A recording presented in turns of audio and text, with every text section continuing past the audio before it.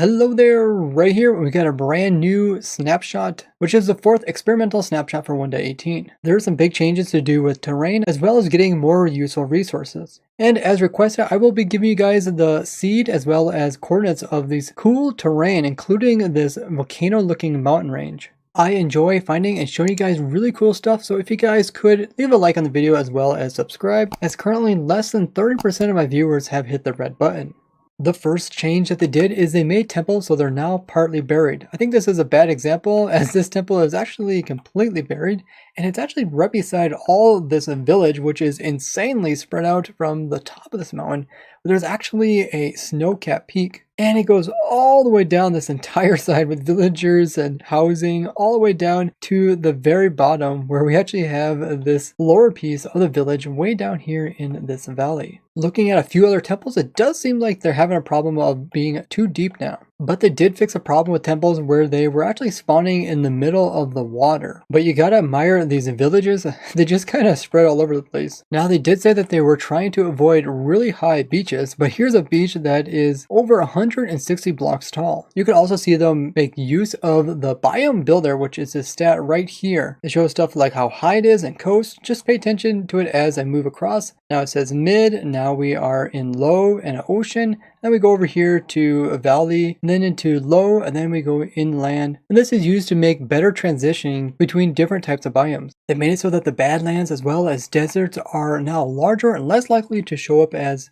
microbiomes that are splotched inside of other biomes. They also made the terracotta go up higher for their bands. And despite this looking like a desert, this is actually still badlands, just with crazy amounts of red sand. And for wooded badlands, they have to be quite a bit taller in order for trees and grass to grow on top of them. They also came in and made the biome placement smoother so that there's not so many microbiomes and overall less chaotic. So finding conflicting biomes near each other is much harder. In the past, we used to see some areas with snow patches on top of jungle trees, but now this has been addressed and removed. Last time they removed dirt from the edges of the snowy slopes, and they went ahead and even removed more dirt so it should look more snowy. They said that they made extreme hills more extreme, but this here is actually it, and it doesn't seem that extreme at all. It's actually quite low down and not very distinguished from the surrounding area, at least height-wise. But this may have to do with the second part of change, which has to do with extreme hills and shattered biomes, where they try to make them fit better with the surrounding biomes. This mesa sidewall looks really cool with all these mine shafts just having their entrances poke out towards the center here. In the past, rivers were a problem for them as they would just end up drying up, or they would come into higher elevation mountains where they wouldn't be able to generate because they're too high up. So now instead they will form forges, which are these really narrow waterways with cliff sides on both sides. You can still go through with a boat while having the realistic mountains on either side. Before, this desert was just empty here, and now you can see this crazy river between these steep desert sides. Now the other option for rivers are they can kind of end and then the elevation can increase and then a saddle can be produced, or it's a much gradual transitioning between two mountain peaks, making it easier to climb between them.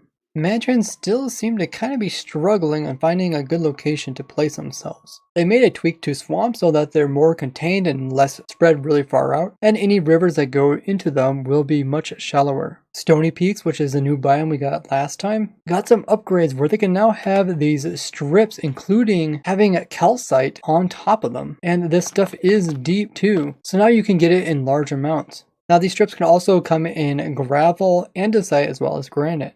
Really cool change, so now you don't have to keep going after geodes in order to get tons of calcite, as it is a really cool building block. Stone Shores also got an upgrade where they can generate strips of gravel, diorite, andesite, as well as granite. But they did come in and reduce the number of andesite, diorite, and granite blobs that can come onto the surface. So now the Stone Shores look less chaotic. They also did some overall changes to do with ores. The first being that when you do find iron ore now, there's going to be more of it in these blobs. The dripstone caves also got an upgrade in that now there's going to be a lot more copper in these biomes. So these are definitely the go-to places if you need to get a lot of it. With this X-ray research pack, you can just really see there's a lot of copper here. And the next best thing is to find one of these copper veins, which are also just downright loaded with it. I had a lot of comments asking what is the seed of this world that I'm using. This is just a random seed and I actually typed it out in chat for you guys. I'll have it linked down below as well, and the coordinates of the Pirate Bay area that I found is right here. And the volcano looking mountain range that I showed last time is also intact, and this is the coordinates. There was no further changes to mob spawning for 1.18, but let me know what you guys think about all of these current changes that they made to the terrain. If you'd like to see more crazy stuff that I discover while playing Minecraft, check out this playlist here. And if you guys would like to see how I built a farm for almost every item in the game Minecraft, check out this one. And don't forget to drop by during my live streams, which are every Wednesday, Friday, Saturday, and Sunday at 2 p.m. Eastern Time. I would like to thank you guys for watching, and I will see you guys the next one. Bye bye!